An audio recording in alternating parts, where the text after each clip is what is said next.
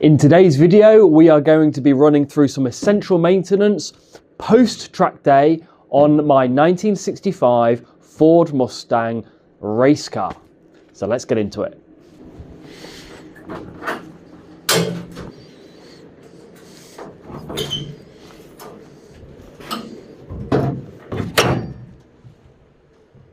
I had an absolutely amazing day at Blyton Park racetrack. It was a javelin organised track day, open pit lane event. Really good, but the track itself was very tough on the car. So first thing I want to do today is just run through the levels. I want to do tyre pressures, check the oil. We had a bit of a coolant leak, so the hose on the top of the block, the matrix hose split and was pouring out coolant after one of the hot runs. So I managed to repair it on site, just cut the hose down, refitted and tightened back up, and all fine. But I just want to go through, check all the levels, make sure the coolant, oil, everything is fine. I did notice on the trailer when I brought the car back that there was a slight leak, or there's a small patch of oil on the trailer when I took the car off. So just want to run through that, get underneath, get the wheels off. We had some smoking brakes as well on the track day. It was a very hard braking circuit. So want to get the wheels off, give it a good check over. Once we've done all the levels, we'll run it up, make sure it still starts, still runs, I'm sure it will, and go from there. First things first, we'll come in and check the coolant levels.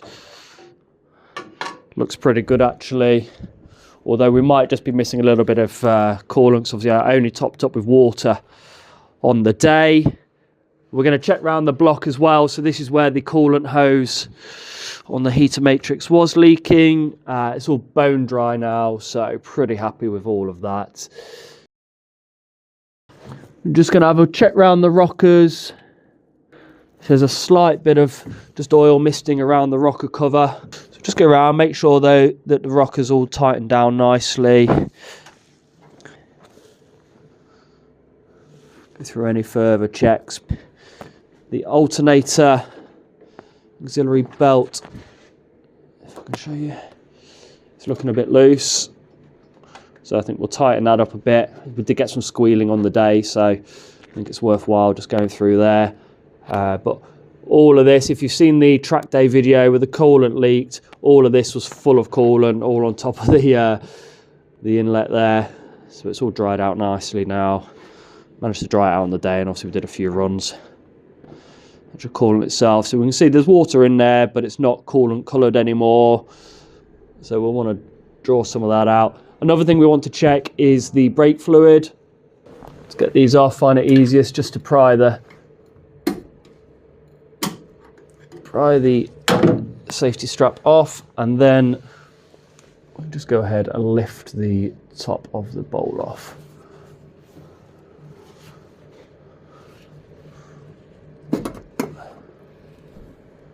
Yeah, okay, so levels are good. Just grab my light in case you can't see in there.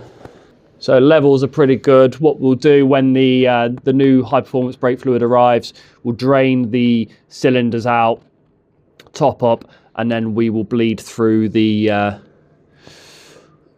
whole system. Get that replaced with some high performance fluid, but it's all looking quite good in there, so that's fine. Happy with that. We had a quite spongy pedal on the track day, just it was very hard on the brakes, so just as a precaution I want to upgrade the fluid, as I don't know much history about the car, so I don't know what fluid it's got in there at the moment. It does say on the cap here .3, use only .3 brake fluid, so I need to just get something that's compatible with that.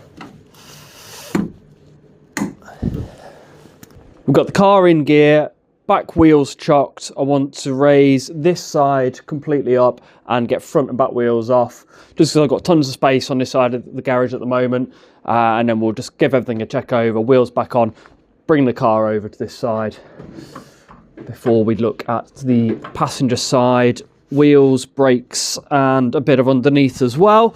So let's start with jacking the car up.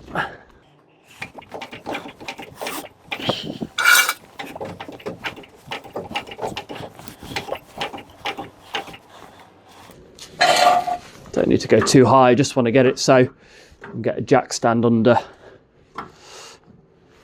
the front and back of the car. Brilliant, looks good.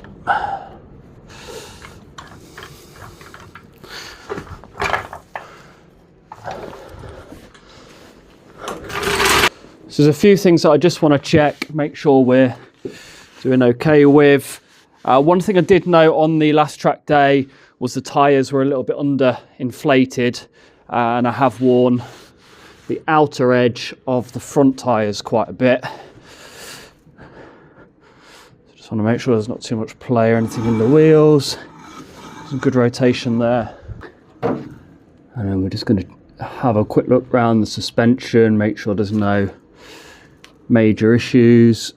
It was this back left that had the smoking issue, with the brakes overheating. Hopefully it was brakes, not wheel bearing or anything like that, but we'll have a bit more of an investigation, a bit more of a look, see what is or isn't going on. We'll whip that drum off and try and have a look. There's no fluid though, there's no specific leaks or anything that I can see from the brake lines. Everything all looks nice and intact. So I think really it was just overuse on the day, but let's get the wheels off. Pads are looking good, discs are good. Plenty of meat left on those. But everything looks fine, to be fair, everything looks good here. So we've got a slight little bit of oil that's on the bell housing of the gearbox. However, it is engine oil, and if I just shine my light up, it looks like it's come from around the rocker area, which I've just tightened up anyway. But brake suspension wise, all looks fine, which is brilliant, exactly what we needed to see. And then we'll just give the rears a bit of a once over.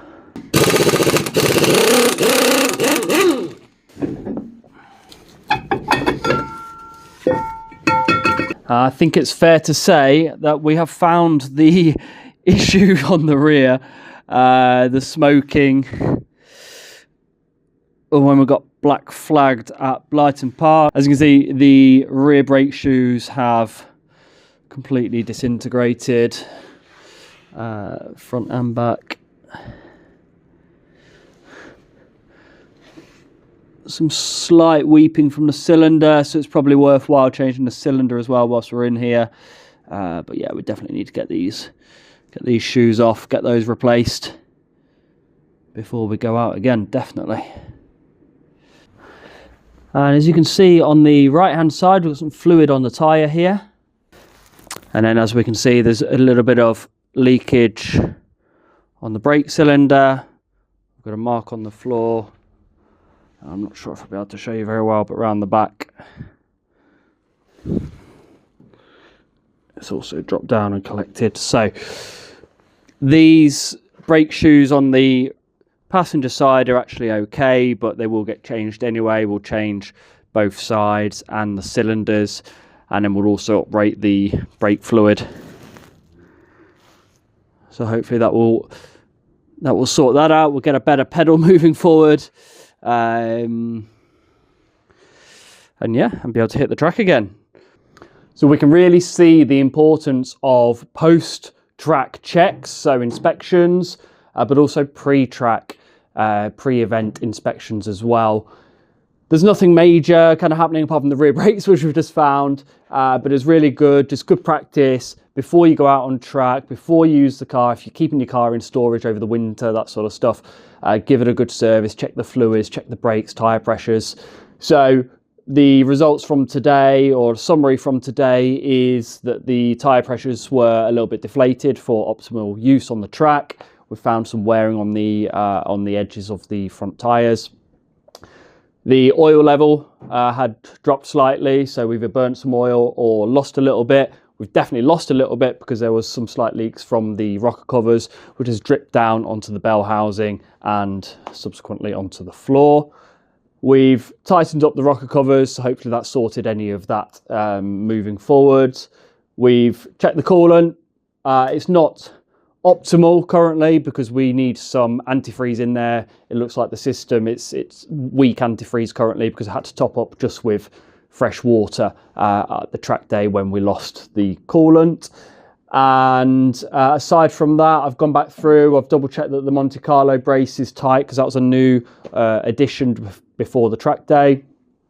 The front wheels, brakes, suspension, all fine. And then we've just got the issue on the rear brakes where the driver's side rear have disintegrated the drums. And then on the passenger rear, we've got an issue where the brake cylinder is leaking fluid. So we're going to get some parts ordered, some new rear shoes, cylinders. We're also going to go for some high performance, high temperature brake fluid. So perfect time, to be fair, to do all of that. So as we get the system off at the back, and then we can bleed through, we can drain the master cylinder out and then bleed through the new high performance fluid, ready to hit the track again in 10 days time. So hopefully this information, this video has been useful to you, and look forward to you following my journey to enter into my very first race series in my 1965 Ford Mustang.